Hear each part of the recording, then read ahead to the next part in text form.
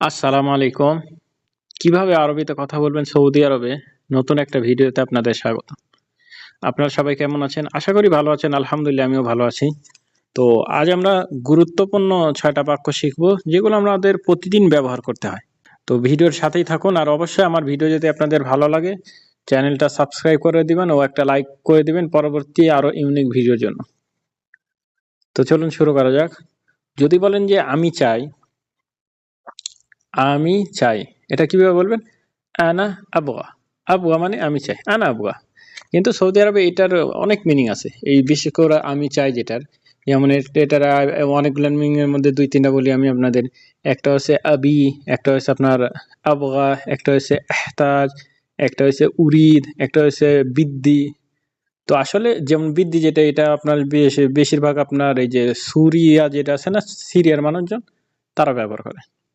বিদ্যি, সাই, বিদ্যি তারা ব্যবহার করে। আর সৌদি আরবের লোকেরা আবহাওয়া কম বলে, আবি বলে। আবি ফুলুস।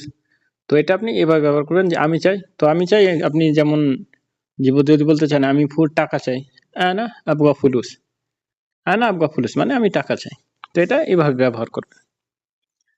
তারপর যদি বলেন যে আমি বলেছি, আমি বলেছি। তো এটা আপনি কিভাবে বলবেন? আনা গিল্ট। আনা মানে আমি, গিল্ট মানে আমি বলেছি। আনা গিল্ট। আপনি এটা বলবেন না আনা গুল। আপনি বলবেন আনা গিল্ট বা আনা গিলতু মানে আমি বলেছি। তো এটা আপনি কিভাবে ব্যবহার করবেন? আমি আপনাকে বলেছি। আনা গিল্ত লিক বা আনা গিলতু লিক বাস। আনা গিল্ত লিক মানে আমি আপনাকে বলেছি। আনা গিল্ত লিক। সৌদির লোকেরা এভাবে বলে গিল্ত লিক। এটা আনা ব্যবহার করে না তারা। গিল্ত লিক মানে আপনাকে বলেছি। তো এটা এইভাবে ব্যবহার করবেন।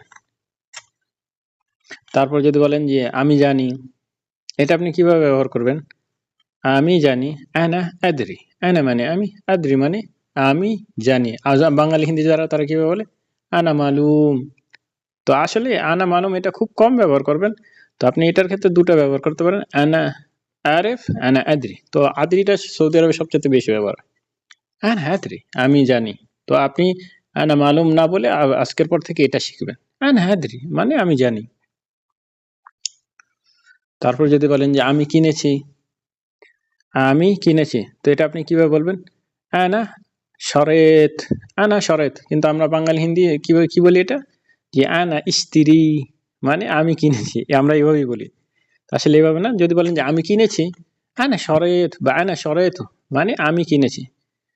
আপনি আর এটা আপনি কিভাবে ব্যবহার করবেন? আনা শরেত জওয়ালি। আনা শরৎ জওয়ালি।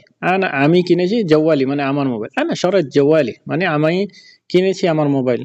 তারপর যদি আপনি এটা বলেন যে আমি শুনেছি, আনা সামাআত। আনা মানে আমি, সামাআত মানে আমি শুনেছি। আনা সামাআত মানে আমি শুনেছি বা আনা সামাআতু মানে আমি শুনেছি। তো এটা আপনি কিভাবে ব্যবহার করবেন? আমি যেমন আমরা বলি যে আমি শুনেছি আপনার কাছ থেকে। তো এটা আপনি কিভাবে বলবেন? আনা সামাআত মিন্নাক। আনা সামাআত আমি শুনেছি মিন্নাক। মিন্নাক মানে আপনার কাছ থেকে।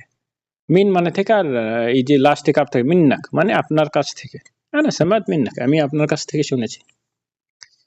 তারপরে যদি আমরা বলি যে আমি গিয়েছি, আনা রাহত। আনা রাহত। আনা মানে আমি, রাহত বা রাহতু মানে আমি গিয়েছি। আনা রাহতু। তো এটা আপনি কিভাবে ব্যবহার করবেন? যেমন আপনি এটা বলতে পারেন যে আমি গিয়েছি আমি গিয়েছি দোকানে। তো এটা আপনি যে কিভাবে বলবেন? আনা রাহতু আল মাহল বা আনা রাহতু। কখনো দোকানও বলে তারা। কখনো বাকালা বলে। তো আপনি এটা এইভাবে ব্যবহার করবেন। আনা রাহত আল বাকালা, আনা রাহত আল দোকান, আনা রাহত আল মাহাল মানে আমি গিয়েছি দোকানে বা মহালে ব্যাস।